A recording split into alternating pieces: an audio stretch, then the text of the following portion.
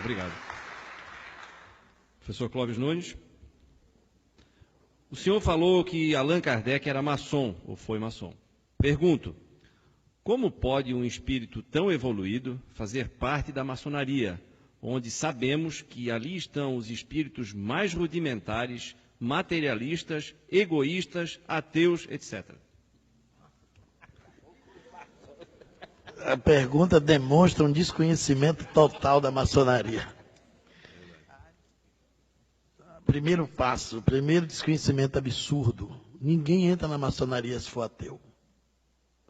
Você só é maçom, só é iniciado na maçonaria se você crê em Deus. Se não acreditar em Deus, não entra na maçonaria. Veja que é o preconceito, né? A instituição é estigmatizada. O espiritismo também foi estigmatizado. A maçonaria é instituição de classe, gente. Tem nada a ver com coisa ruim. Os maçons todos são homens de bem. Um dos princípios da maçonaria é a família. Eles todos são filantrópicos. Onde tiver uma maçonaria no mundo, tem filantropia. Tem escola, tem instituição para amparar cegos, deficientes físicos. Eles são beneméritos da sociedade. Grandes revoluções históricas foram feitas pela maçonaria. Grandes seres foram maçons. Mozart foi maçom. Simão Bolívar foi maçom. O grande cubano, maçom, que foi responsável, e um professor fantástico, José Martí.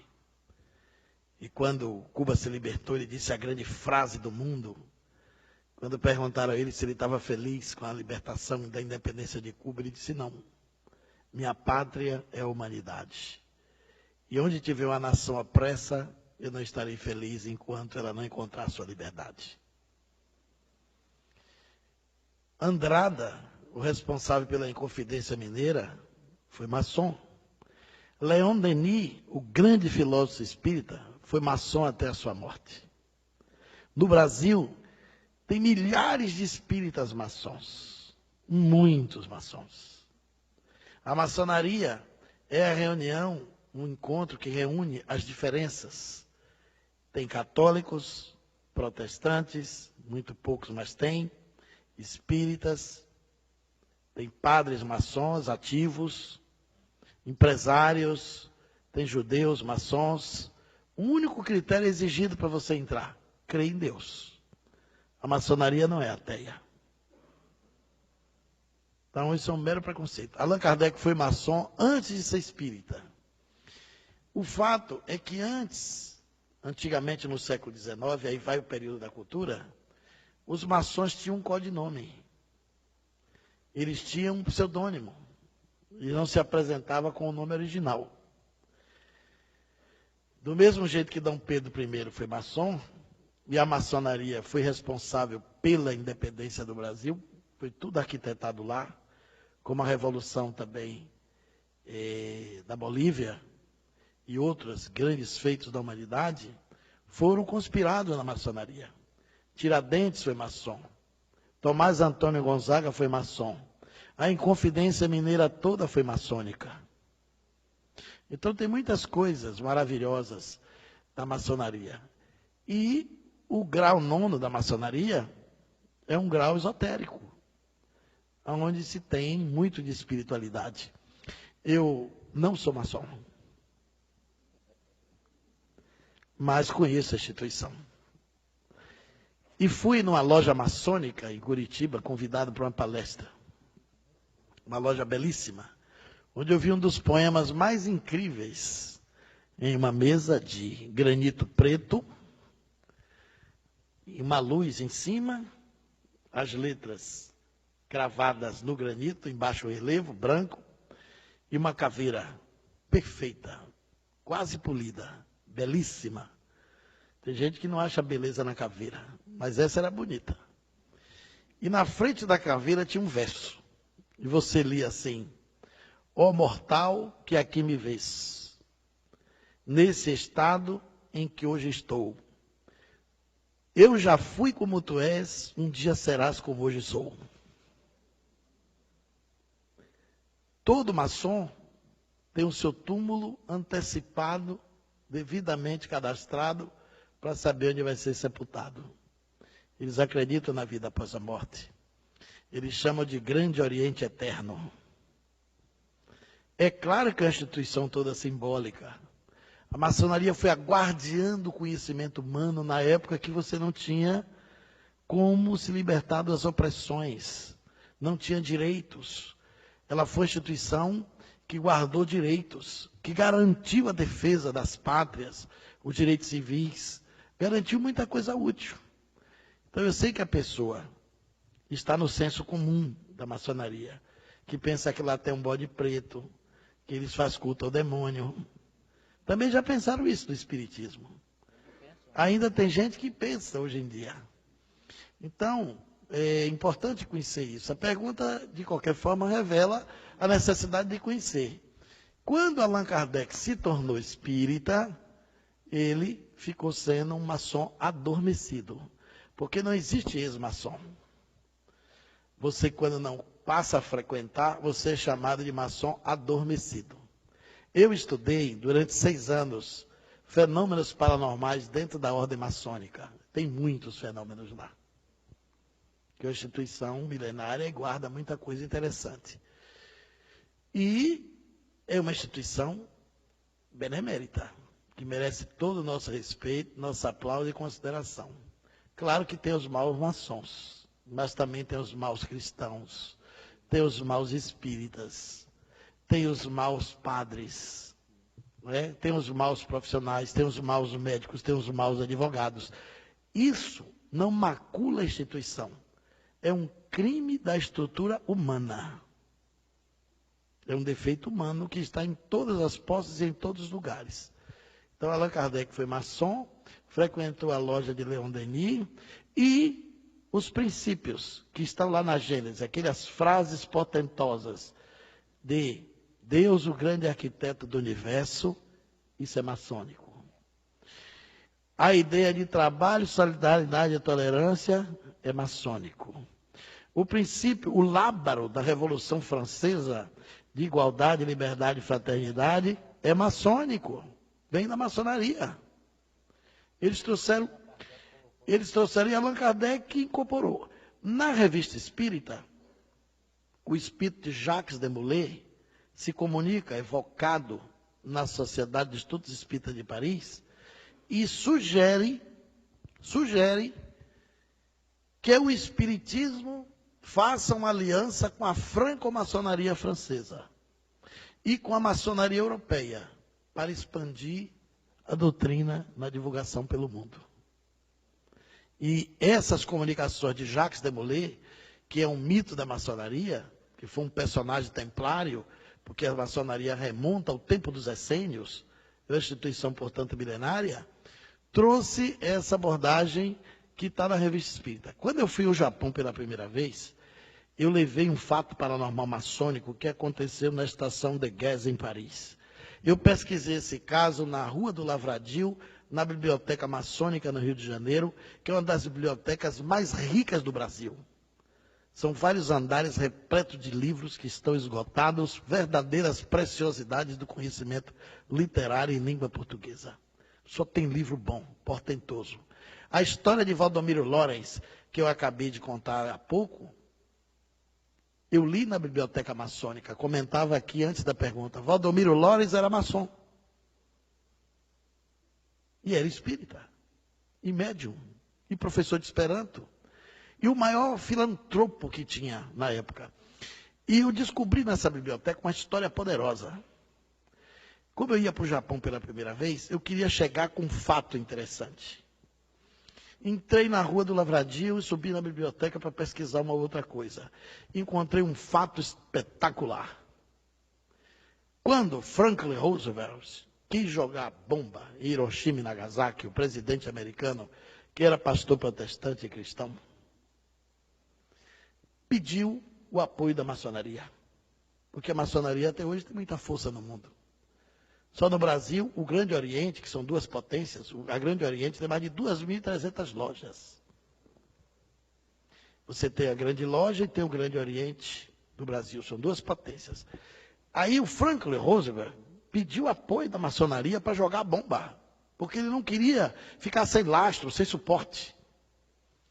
A estação de Guess reuniu os veneráveis de toda a maçonaria francesa e da base da Europa. Se reuniram para decidir se apoiava ou não a jogada da bomba nas duas cidades de Hiroshima e Nagasaki, a bomba atômica. Mais de 30 oradores se inscreveram para falar. Na última hora, um orador francês. E geralmente era colocado pela ordem do grau maçônico para falar. Esse homem tinha um grau elevado e 2 oradores pediram venha para falar depois, acabou que ele foi sendo o segundo orador. Ele falou durante 35 minutos. Todos os oradores suspenderam a palavra. A maçonaria foi contra a bomba. Ninguém precisou falar mais nada. O silêncio foi sepulcral. Feria todos os princípios maçônicos. Matar. Explodir bomba num povo inocente, matar civis. Os princípios maçônicos são todos princípios pacifistas, de fraternidade universal. Quando esse orador terminou, teve um jantar maçônico. Procuraram o homem. O homem desapareceu. Sumiu. 2 secretários da loja, no outro dia, foram mexer nos arquivos. E viu um livro. No livro tinha uma fotografia, uma pintura. E era o orador. E foram mostrar o venerável da loja. Olha aqui, o orador de ontem. Ele disse, impossível. Será que foi ele mesmo? Ficaram na dúvida. E o rapaz disse, foi eu que fiz a inscrição dele. O orador se chamava Conde Saint-Germain. Estava morto há muitos anos. Ele se materializou dentro da maçonaria, fez um discurso de 35 minutos e estagnou o apoio da bomba atômica do Japão. Eu abri minha conferência com isso. Na plateia tinha 2 maçons. A maçonaria estava chegando no Japão naquela época. Esses 2 maçons me levaram ao encontro do Dr. Hiroshi Motoyama, diretor da Universidade de Ciências Humanas, que também era maçom, um grande cientista japonês. Então a gente tem que ter muito cuidado para não embarcar na onda do ouvir dizer. Porque durante muito tempo os espíritas também faziam parte com o demônio.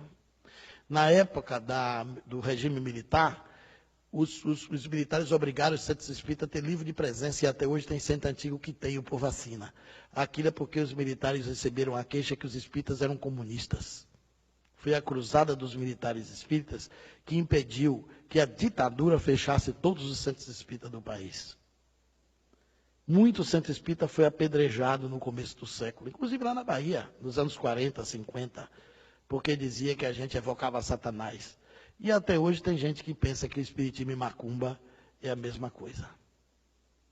Então, a maçonaria é uma instituição benemérita. E Allan Kardec, depois da doutrina espírita, não frequentou mais a maçonaria, não porque ela fosse uma instituição equivocada,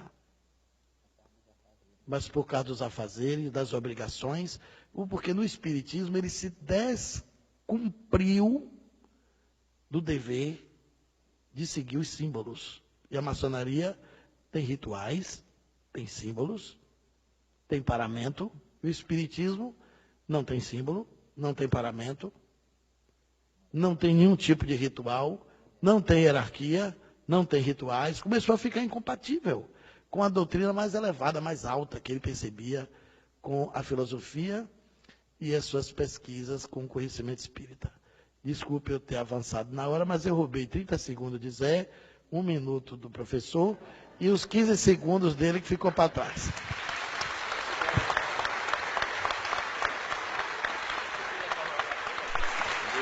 Eu queria só fazer um complemento, porque, isso aqui, olha, não é uma biblioteca ambulante. Olha, gente, olha, meu Deus do céu, olha, até eu estava cansado, passou meu cansaço, porque eu estou aprendendo, né?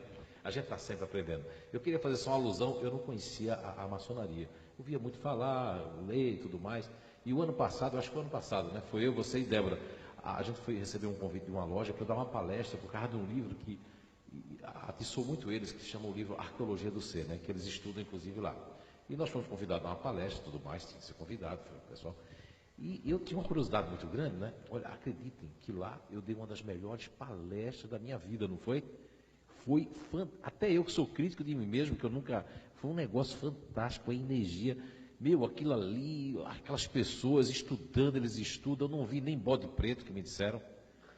Não é? Eu não vi ninguém dizendo que tinha que matar uma pessoa, pelo menos por mês, né? Não é? Desencarnou ninguém. Não tem nada disso, é tudo que o professor Cláudio falou e eu me senti muito bem lá. Isso é uma grande verdade, mas é um mito que as pessoas criam, não é? Eu tenho um irmão meu que é evangélico, ele diz que a maçonaria é coisa do demônio, do diabo.